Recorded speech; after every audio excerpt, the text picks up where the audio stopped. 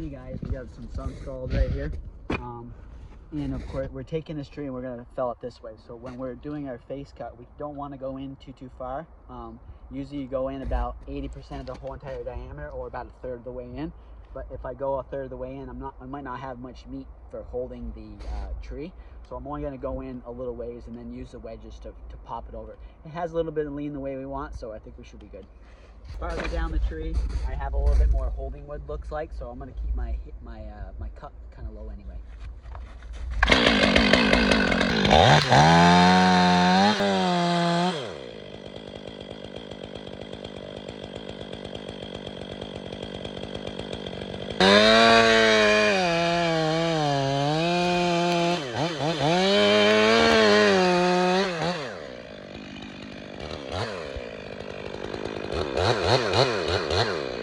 Just make a quick check here.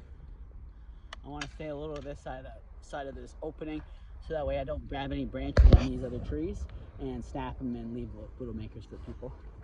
So with this tree, I'm going to bore into it, create my hinge that I need to go, come out the back, put a wedge in it, and then she should come right over, no problem.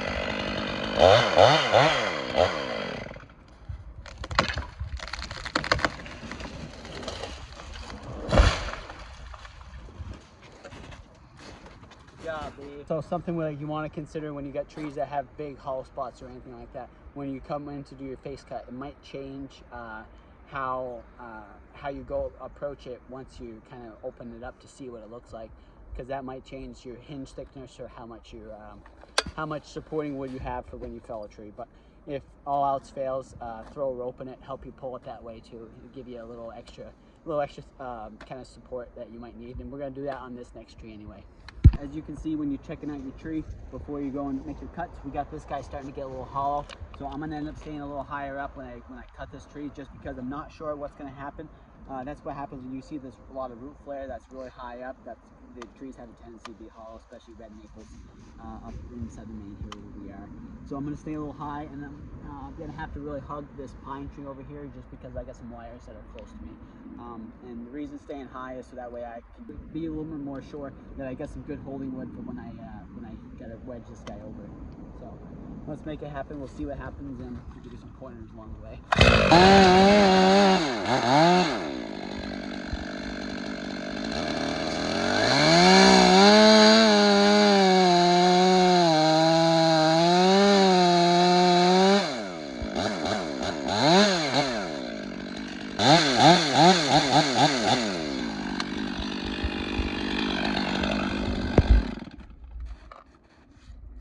Look right here, we have a really big color change here, some black lines. If I go in a couple more inches, we're going to really start to lose the integrity of our fibers, so we know the center of this tree is kind of hollow. So just keep that in mind and make your hinges on the side just a little bit bigger than you would if it was nice solid wood all the way across. So I'm going to shoot for like 1.25 inches or so on both sides is what I'm going to try and do. And then we're going to have to kind of force it over with some wedges as well. Got a lot of nice sap running right now, so the fibers are starting to, the water's starting to go in them, so the fibers are going to be a little bit more elastic than if the tree was frozen, because the spring's happening right now. So let's do our bore cuts, get them all ready to go, come out the back, put our wedges in, and then drive her over.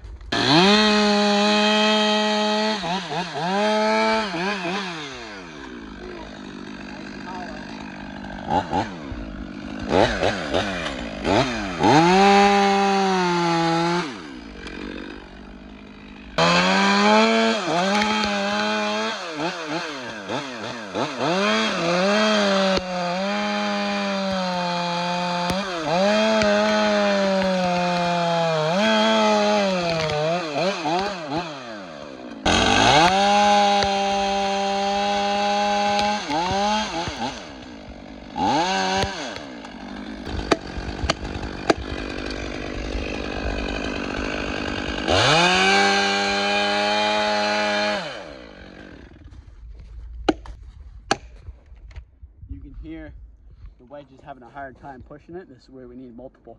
We probably want to have like three wedges. Then if we have 3 of them, I can drive them all 3 of them, and then drive the 2 on the sides so I can get my 3rd one out and double that one up and put it in.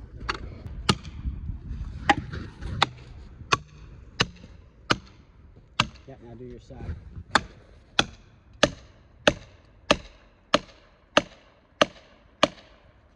Have your wedges help each other out, so that way it makes it lifting easier. You don't break them when you hit them with a hammer. A little bit of logger's glue never hurt.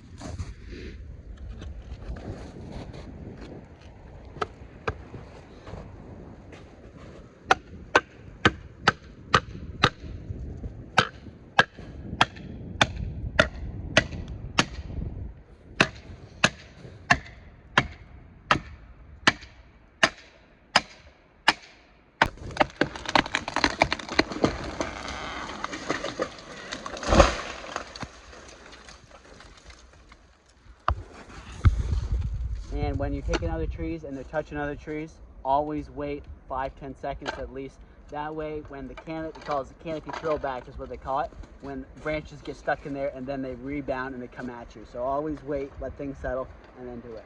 But let's go look at the stump.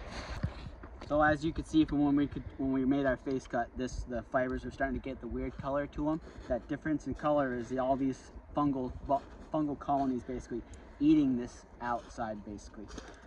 That's why my hinges were out on the sides were extra big to help make up for all this extra material that was missing. So when you have a hollow tree or stuff like that, always err on the bigger side, because you can always cut them later versus putting wood back or having it break or whatever. Just be careful with trees like this, but you can do it, no problem. I know you can.